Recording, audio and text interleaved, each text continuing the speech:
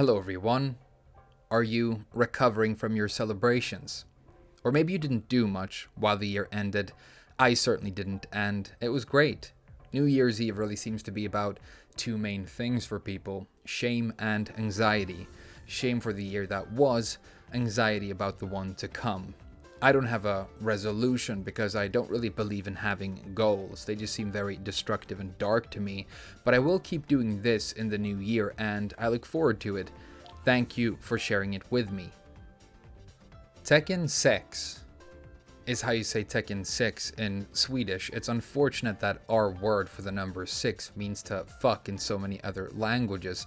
I was once on a stage in front of 400 Japanese school children and asked to shout the Swedish word for 6 at them so they could shout it back, and I started cold sweating as I tried to invent another plausible thing to shout.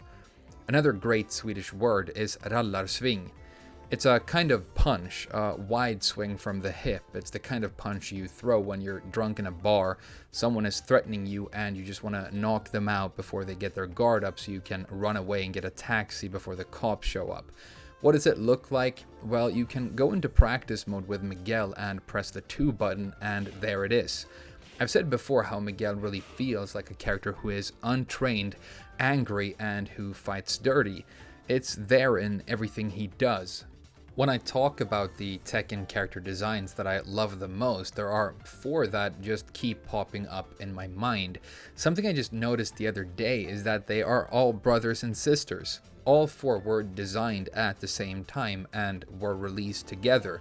Many people disagree with my love for the original 4 characters of Tekken 6, which is fine, but one common criticism I see is that they are bland. That is where you completely lose me because, well, just look at them.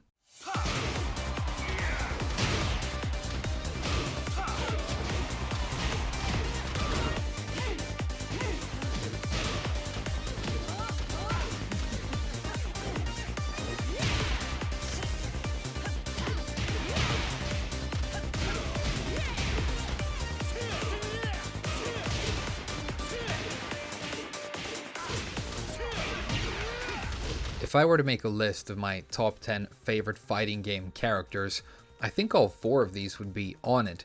That is extremely unlikely unless Namco managed to catch some sort of lightning in some sort of bottle here. The word that comes to mind when I think about what makes these characters great to me is personality, and that is a very difficult thing to express in the fighting game medium.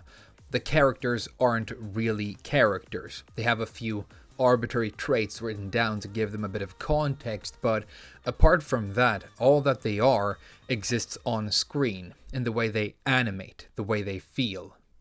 Namco have said before that they give each character an easily recognized gimmick. Josie cries all the time, Eliza falls asleep. Dragunov is silent, but secretly loves to sing.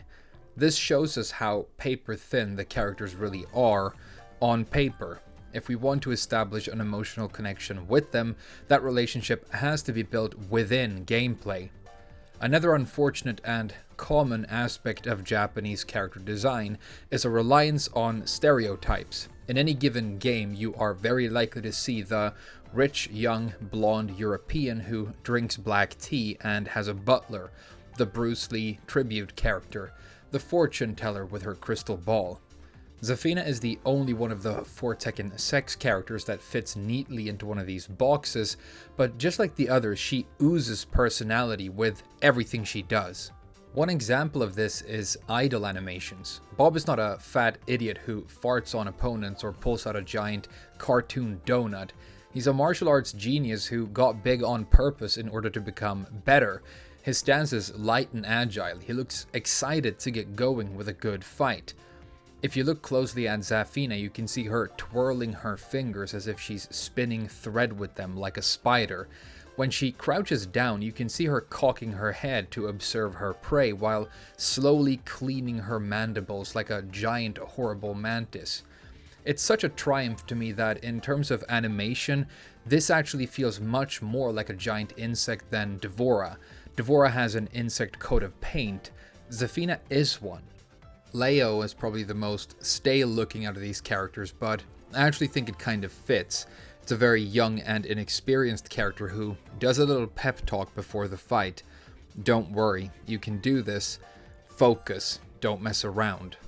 I've said before how the ambiguous gender is executed perfectly with this design. Every single time I make a video mentioning Leo, half the comments are debating the gender, when the obvious goal was to create a debatable look, or rather, a look that can be whatever you feel like it being, which is a very modern take on something like that. And even though I've now mentioned that people tend to debate this in comments, even though that is probably missing the point, they will still do it anyway. That is how well this design works. Miguel is probably the best example in the game of satisfying feedback. When you press down 3 to stomp with him, it really makes you feel like you're wearing big, thick, heavy boots, which the character is. When you counter hit with his back 1, it has that whip crack feel of a real bitch slap connecting with somebody's cheek, and that's exactly what you feel like you want to do to an opponent who is rushing you down with spammy pressure.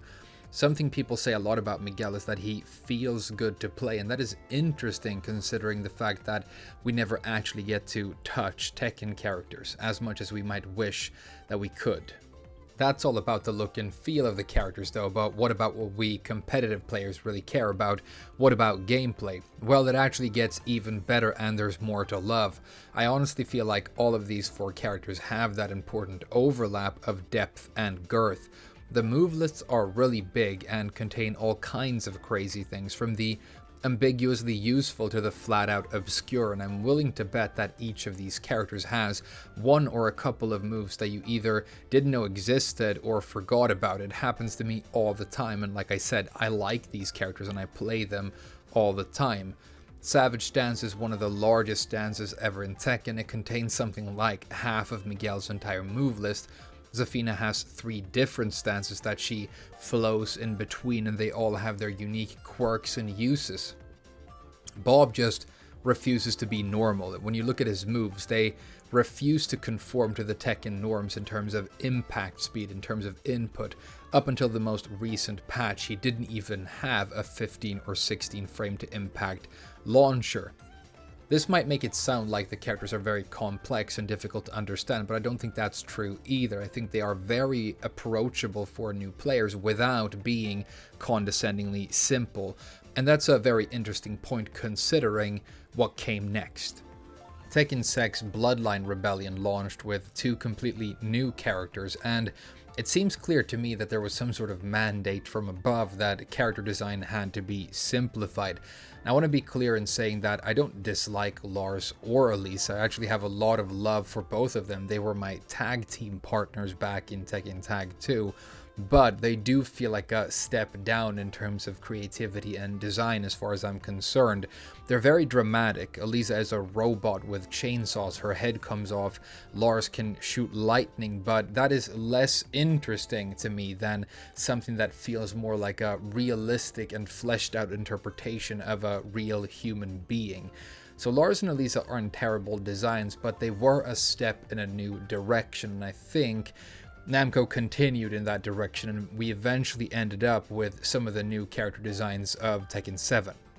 Leroy Smith is already being described as one of the greatest Tekken character designs of all time, but whenever people say that, they always add a caveat. They always say visually.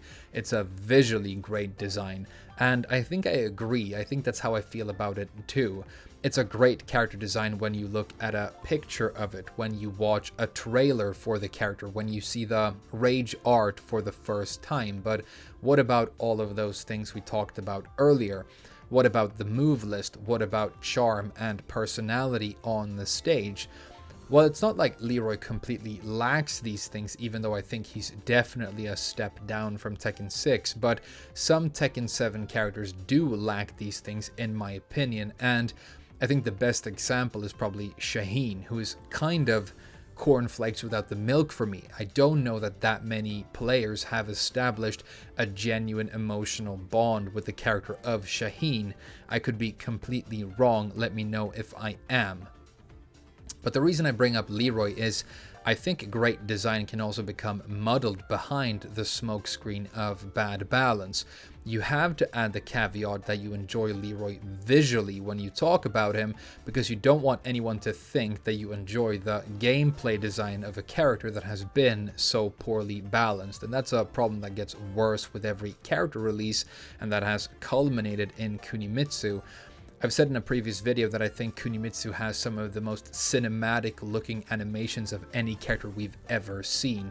She feels like the next level. She feels like a Tekken 8 character that made it into Tekken early. But I don't know if people are going to remember her for that because of her power level and how she has been balanced. And I think that's a discussion that's going to seriously start up very soon, especially if we get tournaments going in the new year.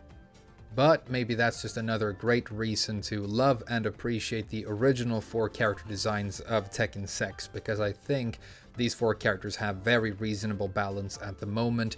The one outlier would of course be Zafina, who was very strong for a long time, but she caught big nerfs in the latest update, and I think they harmed her more than I thought they would. I personally don't think she holds a candle to a character like Julia anymore, but that's just my opinion.